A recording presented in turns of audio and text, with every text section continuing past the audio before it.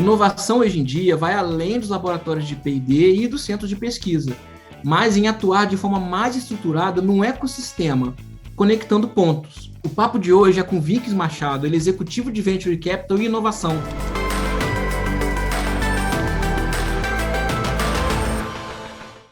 Ele está há 4 anos no Vale do Silício, onde atuou como um dos gestores da Next 47, que é um fundo de Venture Capital de 1,2 bilhões de dólares. Vickis, muito obrigado por participar da SET Experience, seja bem-vindo. Daniel, primeiro de tudo, muito obrigado pelo convite. É bom reencontrar com você e poder falar dos temas que mais tenho paixão, que é inovação.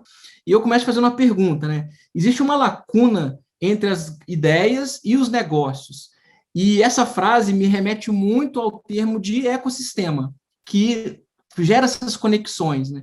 E quais são os atores desse ecossistema? Como que o Vale do Silício é importante, tem isso de forma muito forte, importante, e como que funcionam essas conexões? Que antes de falar do ecossistema e falar dos atores, né, eu queria pegar dois pontos que você comentou aí, né? A ideia, né, e o negócio. Entre ideia e negócio, existe a execução, né? E a execução ela só vai ocorrer quando você tiver um negócio extremamente importante, que é a atitude, né?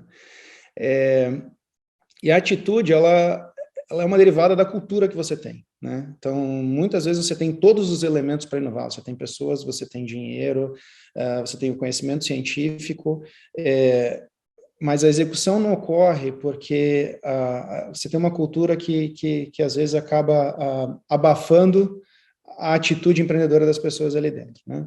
Então, quando a gente olha para os ecossistemas, o primeiro fator a mencionar sobre os ecossistemas de inovação super bem-sucedidos que tem por aí, como Israel, como o Vale do Silício, mais do que nunca a China criando diversos ecossistemas, é a cultura que está se criando lá dentro. E essa cultura, ela é resultado de uma série de incentivos, sejam eles incentivos financeiros que são colocados para as pessoas, os próprios valores que estão se criando nessa sociedade, onde as pessoas elas estão. Estímulos sociais, né? Um exemplo muito claro aqui do Vale do Silício, um estímulo social você trabalha com tecnologia, você trabalha com inovação, você criou algo de novo, você naturalmente é aceito dentro daquela sociedade, é aceito dentro daquele ecossistema, né? Então, trazendo isso um pouco para as grandes empresas, e para os ecossistemas, né? O que eu vejo que aconteceu, que grandes empresas, elas precisam de processos. Se você não tiver processo, você acaba entrando dentro do caos, né? Esses processos que são necessários para que você rode essas grandes operações, eles acabam muitas vezes abafando novamente, né? Usando o termo que eu usei anteriormente, acabam abafando essa atitude empreendedora das pessoas. Quando a gente olha para os ecossistemas, você não tem esse abafamento dessa cultura, você tem uma liberdade muito maior de criar, uma liberdade muito maior de fazer. E por isso que a gente vê esse monte de startups, que eu acho que hoje em dia eu coloco como um dos principais atores dos ecossistemas, que estão fazendo com que inovação seja criada, né? E o segundo ator, com certeza, são os investidores, são os venture capitalists, né? Tem muitos elementos que você não consegue correlacionar com inovação e com a existência dos ecossistemas, né? Então, por exemplo, se você pega... O Japão tem muito capital, tem muito engenheiro, então, naturalmente, você pensaria, putz, deveria ter muito ecossistema de inovação lá dentro. Não é o caso, você não tem muito startup lá. E, olhando as grandes empresas, como os processos deles acabaram ficando engessados ao longo dos tempos, a proximidade para esse ecossistema acabou se tornando um caminho natural para fazer inovação, né?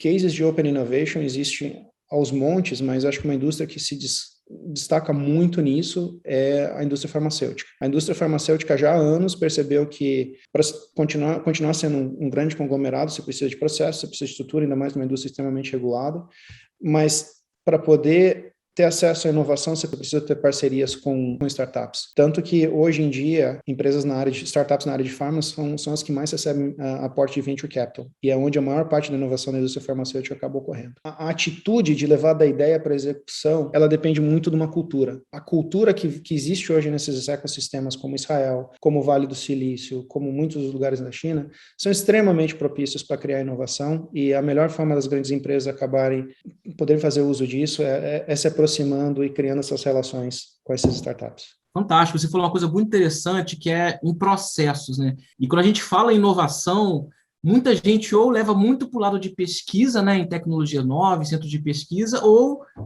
para programas de startup. Porém, existem várias formas das empresas atuarem, às vezes a atuação ela é até dispersa por vários modelos diferentes, porque os modelos possuem retornos diferentes e tempos diferentes, né? Você pode falar um pouco mais sobre essa diversidade que as empresas podem ter de atuação? O que define o modelo que uma empresa vai seguir é exatamente o objetivo final dela, né? E isso você pode quebrar em objetivo tanto de reputação, um outro objetivo pode ser atrair tecnologia para melhorar os processos operacionais, o outro objetivo pode ser atrair tecnologia para expandir portfólio, e o quarto objetivo que eu coloco aqui pode ser retorno financeiro por investir nas startups, né?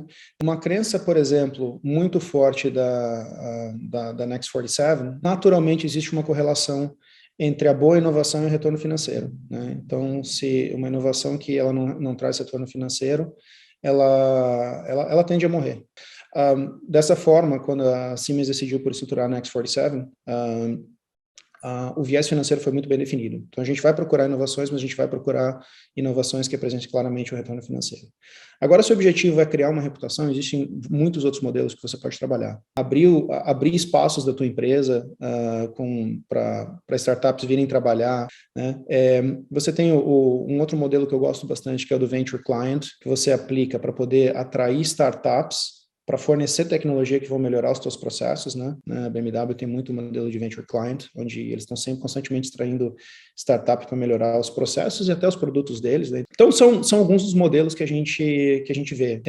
E uma outra coisa que também é interessante de comentar é o chamado acqui-hire, né? É a dificuldade de grandes grupos atraírem boas pessoas. Muitas vezes, isso é um problema muito grande hoje em dia, e todo mundo sabe que inovação depende muito de pessoas qualificadas, com atitude. Muitas vezes as grandes empresas elas acabam não tendo a quantidade de incentivos necessários ou até mesmo a cultura para atrair essas pessoas. Então, o que elas acabam fazendo é fazendo o famoso acqui-hire. Elas adquirem startup unicamente para poder atrair essas pessoas, mantém um rol de incentivos ali para manter essas pessoas atuando ali dentro, e com isso elas conseguem tirar o melhor possível dessas pessoas por um determinado período, ou se convencê-las a ficar por mais tempo, até por mais tempo.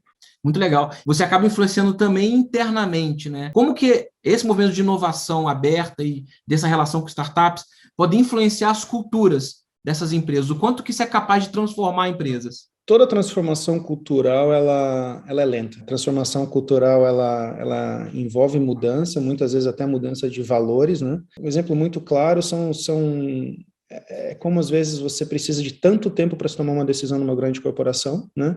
Que às vezes você precisa de 3, 6, 9 meses para aprovar um orçamento para o desenvolvimento de alguma outra coisa, é coisa que no startup você faz sentando com os teus founders, tomando café, discutindo, faz sentido, não faz sentido, prós, contras, vamos em frente, não vamos em frente. Quando você traz um modelo desse para uma grande corporação, a primeira reação é, opa, isso não funciona, né? Mas ao longo do tempo, você trazendo pessoas diferentes para conviver e um explicar para o outro, um conviver com o outro, um ver o lado do outro, você tem ganhos, né?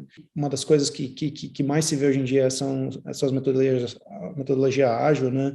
Você vê o uso de Scrum, por exemplo. Tudo isso está acontecendo, mas na minha visão, de fato, você nunca vai conseguir 100% absorver ou de um mundo ou de outro. Até porque daí você, em vez de você ter um win-win, você vai ter um lost-lost. Você vai estar abrindo mão de coisas boas que talvez tenha no grande mundo corporativo, em alguns casos abrindo mão de coisas boas que tem no mundo startup, sendo que às vezes o melhor é realmente deixar os dois mundos existirem, um vai alimentando o outro. Você aceita que existem as diferenças, você aceita que cada um tem os seus prós e seus contras e trabalha em cima dos prós que existem aí. E nesse sentido, é muito importante você ter aqueles atores na tua organização, numa grande empresa, que conseguem navegar nos dois mundos e atuar como um tradutor, né, de um mundo para o outro, ser o embaixador de um mundo para o outro e permitir com que as coisas fluam, né? Bom, esse papo podia render muito mais tempo aqui, Vix. Muito obrigado pela participação.